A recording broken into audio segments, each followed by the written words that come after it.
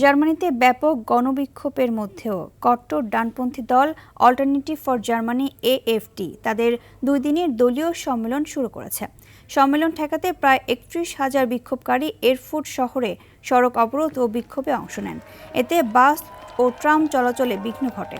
তবে ভোরে অধিকাংশ প্রতিনিধি সম্মেলন স্থলে পৌঁছে যাওয়ায় নির্ধারিত সময়েই কার্যক্রম শুরু হয়। বিচ্ছিন্ন সংঘর্ষে পুলিশ মরিচের স্প্রে করলেও বেশিরভাগ বিক্ষোভই ছিল শান্তিপূর্ণ। সম্মেলনে দলীয় 2 সহসভাপতি অ্যালিস ভাইডেল ও টিনো ক্রুপাল্লা পুনর্নির্বাচিত হয়েছেন। সাম্প্রতিক জনমত জরিপে AfD শক্ত অবস্থানে থাকলেও অন্য রাজনৈতিক দলগুলো তাদের সঙ্গে জোট করতে অস্বীকৃতি জানিয়েছে।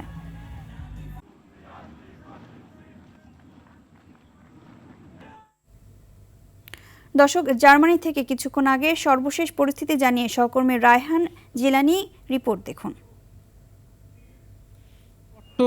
ডানপন্থী রাজনৈতিক দল অল্টারনেটিভ ফর জার্মানি বা AfDর জাতীয় সম্মেলনকে ঘিরে উত্তপ্ত হয়ে উঠেছে থুরিঙ্গিয়া রাজ্যের রাজধানী এরফুট। শনিবার হাজারো বিক্ষোভকারী শহরের প্রধান সড়ক অবরোধ, ট্রাম লাইন দখল এবং বিভিন্ন স্থানে অবস্থান কর্মসূচি পালন করলেও শেষ পর্যন্ত নির্ধারিত সময়েই শুরু হয় AfDর 2 দিনের কংগ্রেস। পুলিশের তথ্য অনুযায়ী প্রায় 31,000 মানুষ বিক্ষোভে অংশ নেন, যদিও আয়োজকদের দাবি এই সংখ্যা ছিল 50,000-এরও বেশি।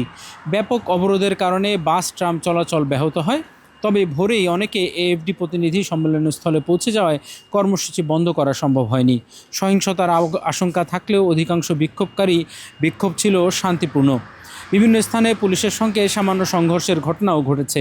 বিক্ষোভকারীদের অভিযোগ, AfD গণতন্ত্র বিরোধী এবং ঘৃণার রাজনীতি ছড়াচ্ছে।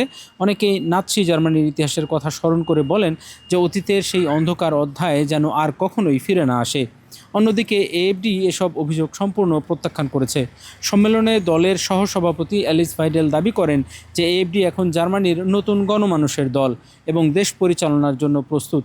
একই সঙ্গে সহসভাপতি টিনো ক্রুপাল্লাও বলেন, খুব শিগগিরই AfD এককভাবে সরকার গঠনের অবস্থানে পৌঁছাতে পারবে।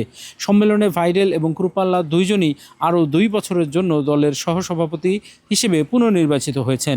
সাম্প্রতিক জনপদগুলোতে দেখা যায় জাতীয় পর্যায়ে AfD জনপ্রিয়তা উল্লেখযোগ্যভাবে বেড়েছে।